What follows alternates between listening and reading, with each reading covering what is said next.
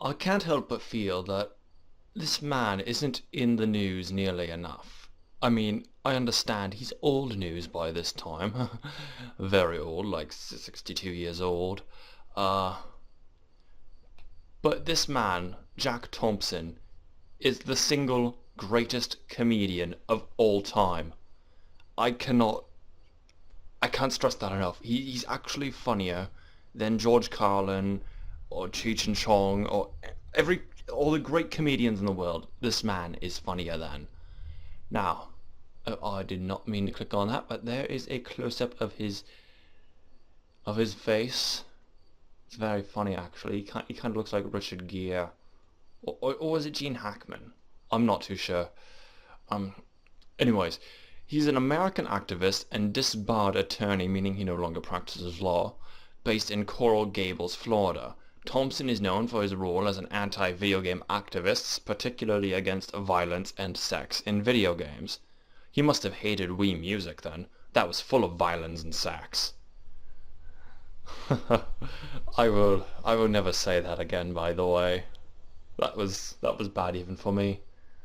During his time as an attorney, Thompson focused his legal efforts against what he perceives as obscenity in modern culture. This includes rap music. I can see why anyone would be offended by that terrible stuff. Broadcasts by shock jock Howard Stern, the content of computer and video games and their alleged effects on children, which might as well be bumfuck nothing. He is also known for his unusual filings to the Florida bar, including challenging the constitutionality of the Florida bar itself in '93. Later, the Florida Supreme Court would describe his filings as repetitive, frivolous, and insulting to the integrity of the court. On March 20th, 2008, the Florida Supreme Court imposed sanctions on Thompson, requiring that any of his future filings in the court be signed by a member of the Florida bar other than himself.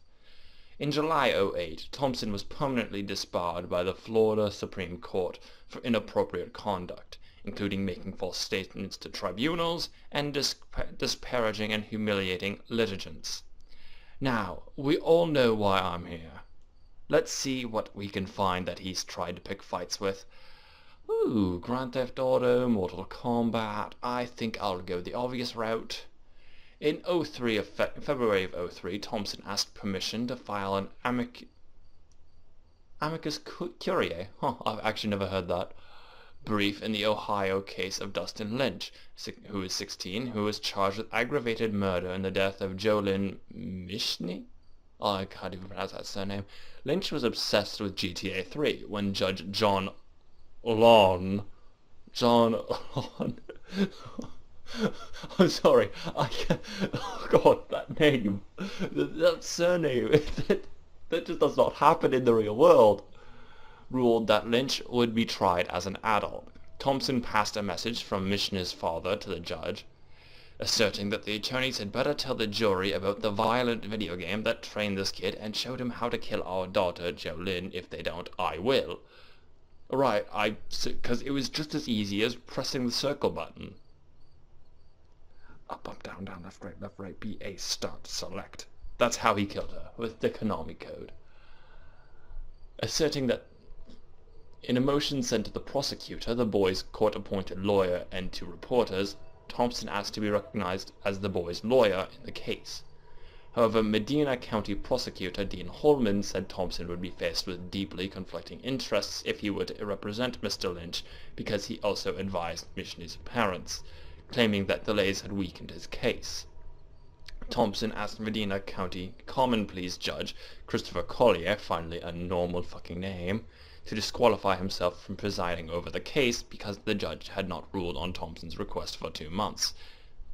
Lynch himself eventually rejected Thompson's offer, withdrawing his insanity plea. Lynch's mother, Jalen Thomas, who previously demanded that Collier appoint Thompson to defend her son, said she changed her mind after visiting with her boy in jail, saying it has nothing to do with video games or Paxil and my son's no murderer. I'm not actually going to touch on that. That's actually rather dark, and that's something that would be lowbrow to make a joke about that. Thompson's returned to file a lawsuit in Tennessee State Court in October of '03 on behalf of the victims of two teenage stepbrothers who had pled guilty to reckless homicide, endangerment, and assault. Since the boys told investigators they were inspired by Grand Theft Auto 3, I suppose, okay, that...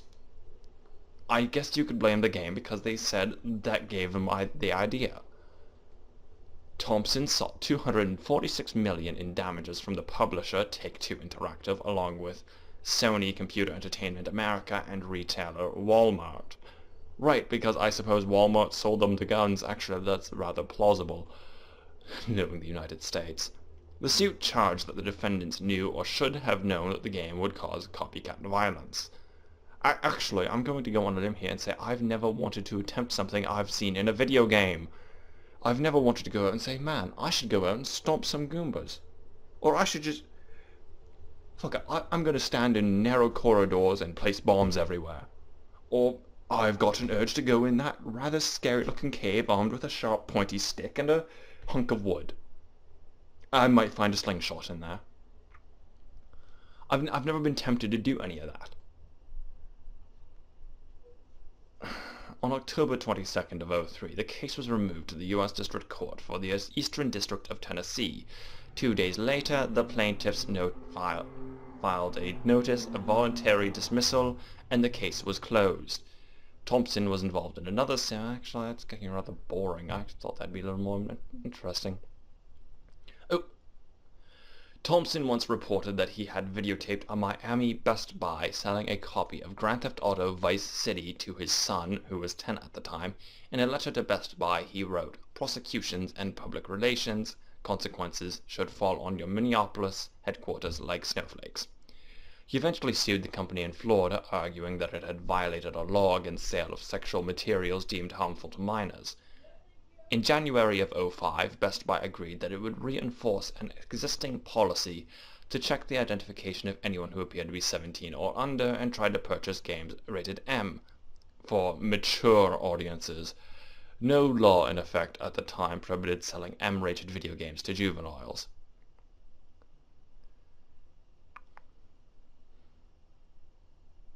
I suppose there's nothing to read there. Oh, wait, where is it? Manhunt. Oh, yes, this is funny. This one's good. During the aftermath of the murder of Stefan Pakira, I'm sorry, I can't pronounce names for the shit, by his friend Warren LeBlanc in some place in England, the game Manhunt was linked after the media wrongfully claimed the police had found a copy in LeBlanc's room, although the police officially denied any link, citing drug-related robbery as the motive and revealing that the game had been found in Pakira's bedroom, not LeBlanc's. Thompson, who had heard of the murder, claimed that he had written to Rockstar after the game was released, warning them that the nature of the game could inspire copycat killings. I wrote warning them that somebody was going to copycat the game Manhunt and kill somebody. I suppose you start sending messages to Namco then, eh? You know, because Pac-Man is obviously teaching our children to go into dark rooms with repetitive electronic music and eating pills. Well, maybe Soul Calibur might, influence people to go on epic quests with awesome sword fights, and maybe they might fight an Italian assassin who lived in 1400s, I guess. Anyways, we have had dozens of killings in the US by children who had played these types of games. This is not an isolated incident. These types of games are basically murder simulators. There are people being killed over here almost on a daily basis. No, there's not. At least not over video games, at least. Soon thereafter, the Pakira family hired Thompson with the aim of suing Sony and Rockstar for £50 million in a wrongful death claim. Oh no! Oh, they don't. Oh, never mind. Oh, never mind. It's not there. Anyways, in October '06, Thompson sent a letter to Midway Games demanding they cease and desist the selling the latest game in the Mortal Kombat franchise, Mortal Kombat Armageddon. claiming that the game was illegally profiting on his likeness, because gamers could use the create a fighter option to make a character who looked like Jack Thompson. Midway did the sensible thing and did not respond to his letter. There's actually one thing I want to find. It's actually... Oh, here it is. In 2005, he wrote an open letter to Entertainment Software Association President Doug Lowenstein, making what he described as a modest video game proposal. To the video game industry, Thompson said he would donate $10,000 to a charity designated by Take-Two CEO Paul Ebler if any video game company would create a game, including the scenario he described in the letter. The scenario called for the main character, whose son was killed by a boy who played violent video games, to murder a number of industry executives, including one modeled on Ebler, and go on a killing spree at E3. Video game fans promptly began working to take Thompson up on his offer, resulting in the game I'm OK, a murder simulator. Among others, afterwards, he claimed that his proposal was satire and refused to make the promised donation. That's real classy, Mr. Thompson, very classy. You see, here's how a proposal works.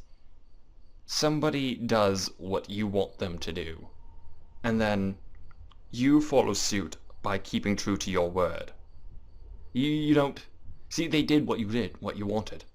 Even if it was a joke, you're supposed to say, huh, well played, and just do what you said you were going to do in the first place. You don't go back on your word. That's why you're not a lawyer anymore. In response to Jerry Hawkins and Mike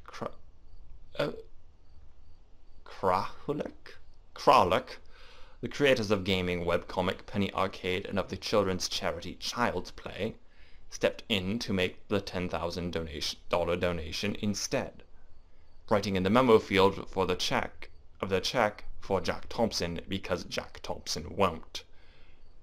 I guess they do, but Jack Thompson doesn't. Afterwards, Thompson tried unsuccessfully to get Seattle police and the FBI to investigate Hawkins and Kralik for orchestrating criminal harassment of him through articles on their site. Other webcomics have regularly incorporated references to Thompson, alluding to this incident as well as others.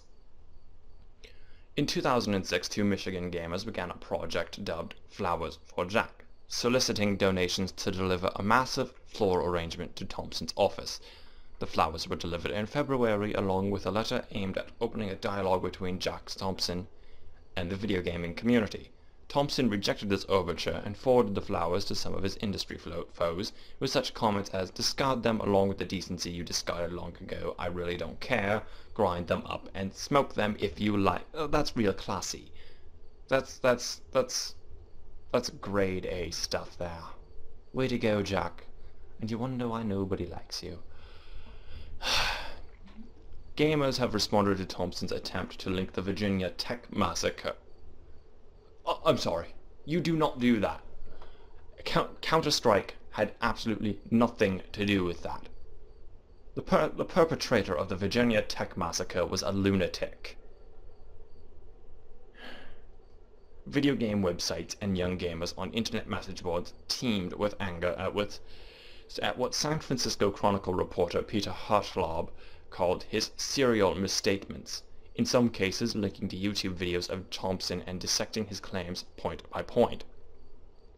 Jason De La Roca, executive director of the International Game Developers Association, said it's so sad. These massacre chasers, they're worse than ambulance chasers. They're waiting for these things to happen so they can jump on their soapbox.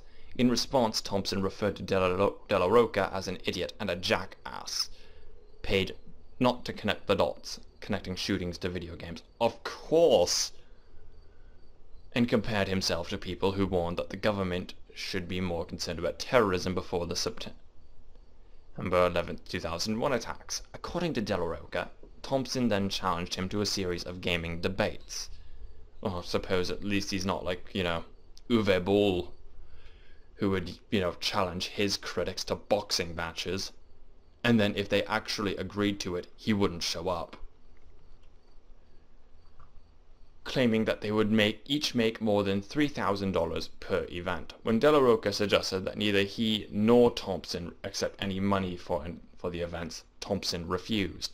Again, classy. Way to go, Mr. Thompson. This is why nobody likes you. You could have actually just said, yeah, video games are bad, and you could have had some good points. He could have had some valid points. And you see, it's not about the money. It's about helping people. It's about making sure justice is served.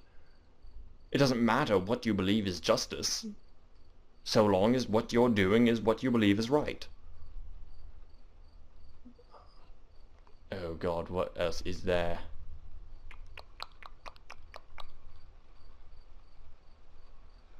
No, I actually believe that is everything. This guy is an idiot. He seems to think that video games are evil, that essentially Mario and Luigi are Satan and Hitler, and I don't know why, but he'd probably rank Donkey Kong and Samus Aran in the same place as Saddam Hussein and Bin Laden. There really isn't much to say about him that hasn't already been said, other than the fact that he is literally a jackass. There we go. That's all that can be said about him. I honestly hope that he has the best life ever in the future. Like, I mean, I wish him the best in the future, because if I don't, who will?